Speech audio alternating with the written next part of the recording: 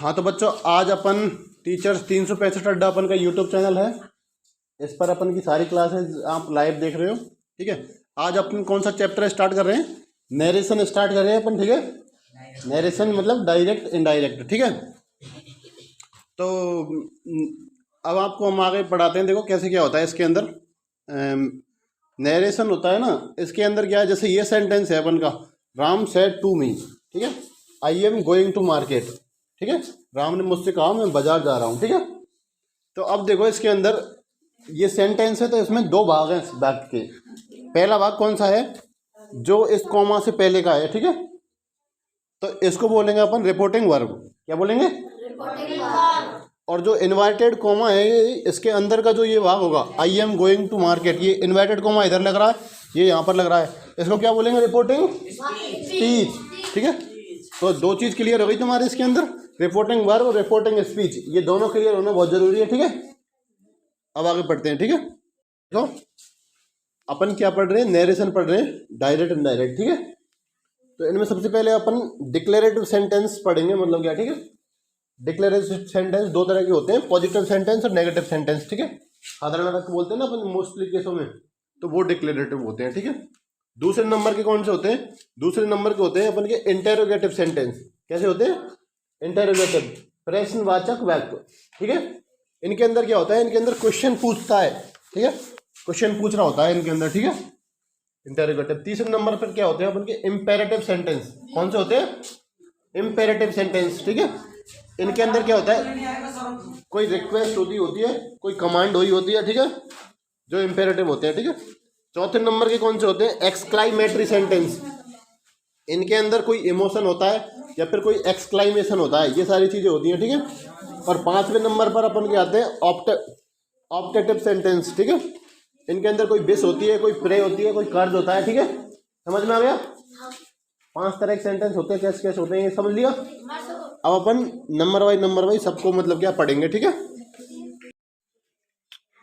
अपन पढ़ रहे हैं डिक्लेरेटिव सेंटेंस। ठीक है, तो डिक्लेरेटिव सेंटेंस के अंदर सबसे पहले क्या करेंगे अपन? सबसे पहले तो अपन डायरेक्ट से इनडायरेक्ट बनाते समय ये पता करना है कि भाई ये कौन सा वाक्य है, डिक्लेरेटिव है या फिर असर्टिव है या फिर मतलब इम्पेरेटिव है, कौन सा सेंटेंस है, मतलब है इसका पता करना है, बैक का पता करना है सबसे पहले। ठीक है, दूसरा काम अपन को टेंस चेंज करना है।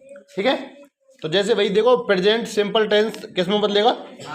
पास्ट सिंपल में, past continuous, sorry present continuous past continuous में, प्रेजेंट परफेक्ट पास्ट परफेक्ट में, प्रेजेंट परफेक्ट कंटिन्यूअस किस में बदलेगा? पास्ट परफेक्ट कंटिन्यूअस के अंदर। ठीक है, पास्ट सिंपल पास्ट परफेक्ट के अंदर, past continuous past perfect continuous के अंतर्गत। ठीक है, चार तो तुमको वैसे याद हो जाएंगे ये, कि ये सीधे प्रेजेंट के पास्ट में पहुंचेंगे डायरेक्ट। ठीक है, और ये दो और याद करने हैं तुमको जो पास्ट के हैं, तो इनमें एक छोड़ के दूसरा आ जाएगा मतलब। ठीक है, जैसे प्रेजेंट सिंपल है, कंटिन्यूअस छोड़ के नहीं, परफेक्ट आ जाएगा। ठीक है, और फिर परफेक्ट पास्ट कंटिन्यूअस है तो परफेक्ट छोड़ के नहीं, परफेक्ट कंटिन्यूअस आ जाएगा।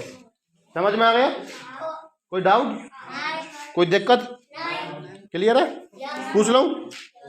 नियम नंबर 4 पढ़ेंगे अपन अब। ठीक है, तो नियम नंबर 4 है अपन का reporting verb do not back shift. ठीक है, यानी किन परिस्थितियों में हमारी रिपोर्टिंग वर्ब चेंज नहीं होगी, बैक शिफ्ट नहीं होगी। ठीक है, देखो पहली कंडीशन क्या होगी?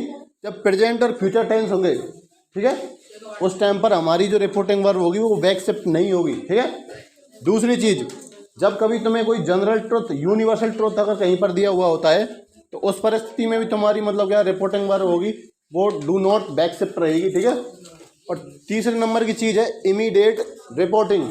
कहीं पर भी तुमको मतलब क्या तुरंत रिपोर्टिंग करनी होगी, उस जगह पर तुमको मतलब क्या है रिपोर्टिंग वर्ब है ना, वो डू नॉट शिफ्ट रहेगी। ठीक है, डू नॉट बैक शिफ्ट रहेगी। समझ में आ गया?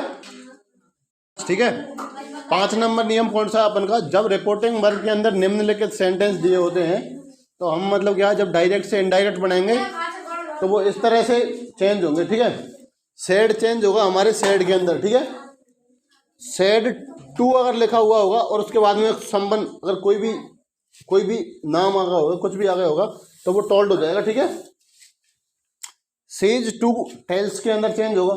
ठीक है, और से टू टेल के अंदर चेंज होगा। समझ में आ गया? ये चार चीज हम टेंशन, ये चार चीज